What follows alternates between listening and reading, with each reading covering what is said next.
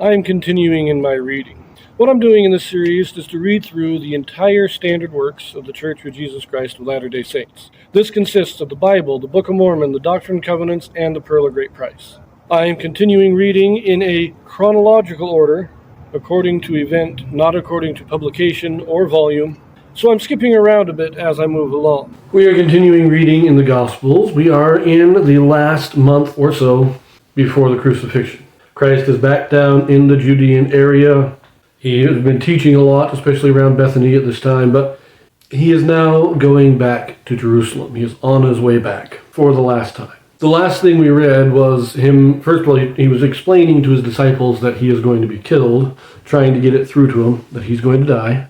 And then he had John and James asking about being allowed to sit on his right and left hand. That was what we read last, and that was on the way to Jerusalem. So now we are going to pick this up. We're going to read in all three of the Synoptic Gospels, Matthew, Mark, and Luke. In this video, we have a Joseph Smith translation. Now what the Joseph Smith translation is, this is a translation or correction done by Joseph Smith to restore those passages that have been lost or corrupted over the years. So first, Matthew chapter 20, verses 29 through 34.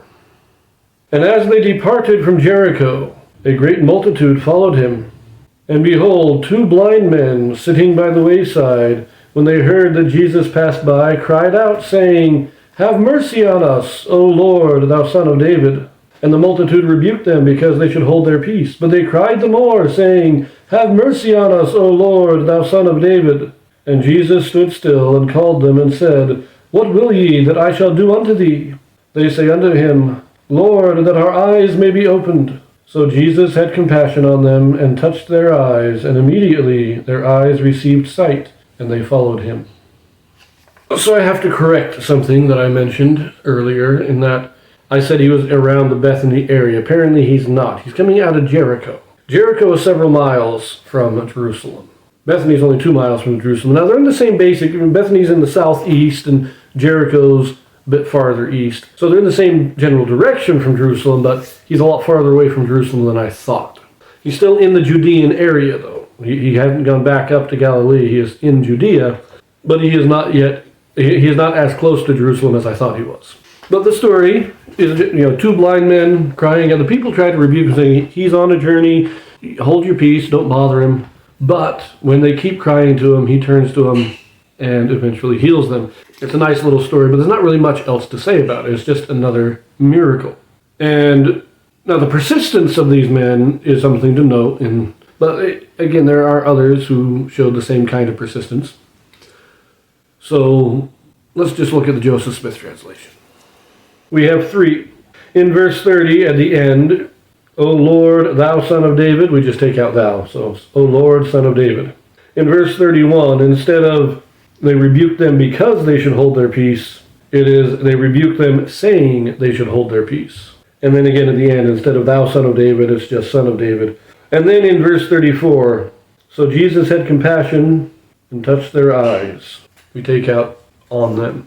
He had compassion and touched their eyes. All just simplifications and some maybe minor clarifications. Nothing all that important. So now we read the same story in Mark chapter 10. This is verses 46 to 52. And they came to Jericho. And as he went out of Jericho with his disciples and a great number of people, blind Bartimaeus, the son of Timaeus, sat by the highway side begging. And when he heard that it was Jesus of Nazareth, he began to cry out and say, Jesus, thou Son of David, have mercy on me. And many charged him that he should hold his peace, but he cried out the more, a great deal, Thou Son of David, have mercy on me. And Jesus stood still and commanded him to be called. And they called the blind man, saying unto him, Be of good comfort, rise, he calleth thee. And he, casting away his garment, rose and came to Jesus. And Jesus answered and said unto him, What wilt thou that I should do unto thee? The blind man said unto him, Lord, that I might receive my sight. And Jesus said unto him, Go thy way, thy faith hath made thee whole. And immediately he received his sight and followed Jesus in the way. Now this gives us a little bit more detail and a little bit of conflict here. In Matthew, there were two men, unnamed, two men. There's only one man, and we have his name, Bartimaeus.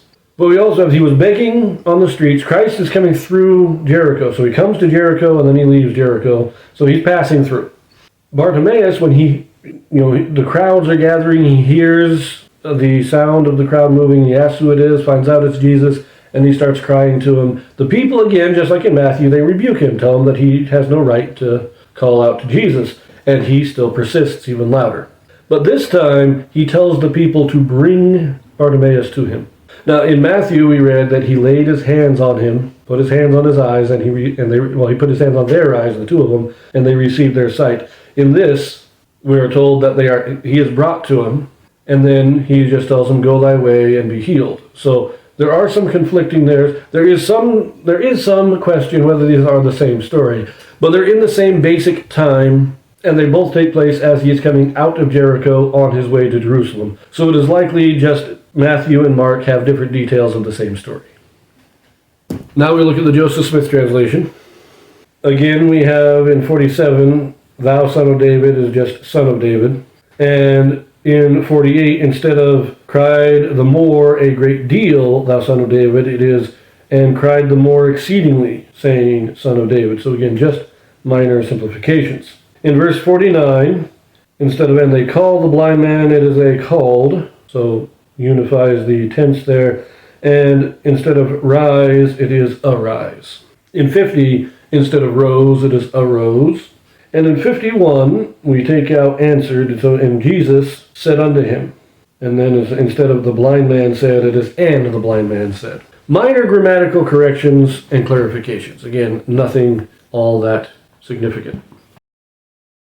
So now, let us take a look at Luke. Luke chapter 18, verses 35 to 43.